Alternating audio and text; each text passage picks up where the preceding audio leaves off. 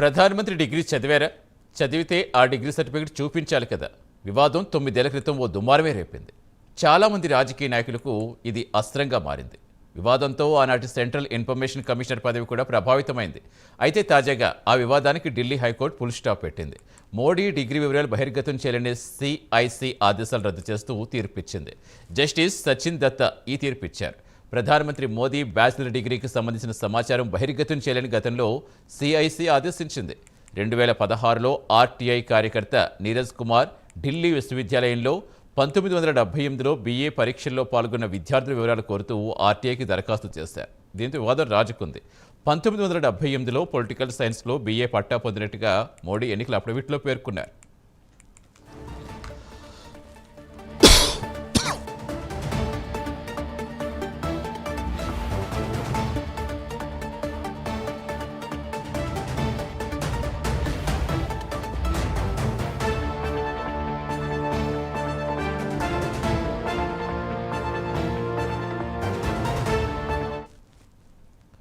ఆ తర్వాత 1983లో గుజరాత్ యూనివర్సిటీ నుంచి మాస్టర్ ఆఫ్ ఆర్ట్స్ డిగ్రీని ఫస్ట్ క్లాస్లో పొందారట.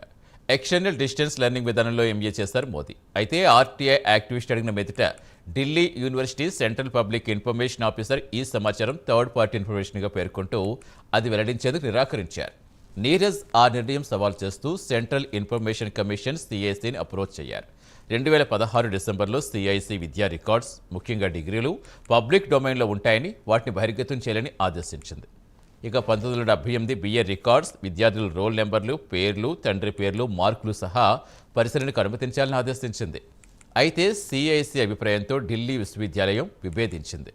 దీంతో 2017లో ఆ ఆదేశం ఢిల్లీ హైకోర్టులో సవాల్ చేస్తుంది. ఇలాంటి వివరాలు బహిర్గతం చేయటం విద్యార్థుల గోప్యతను ఉల్లంఘిస్తుందని, అది ఒక బాధ్యతాయుతమైన సంస్థ మీద ఉండే నమ్మకం సన్నగిల్లేలా చేస్తోందని వాదించింది.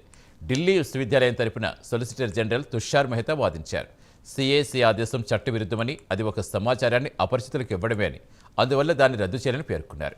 కేవలం కొంతమందికి ఆసక్తి ఉన్నందువల్ల అందులో ప్రజా ప్రయోజనం ఉన్నట్టు కాదని వాదించారు.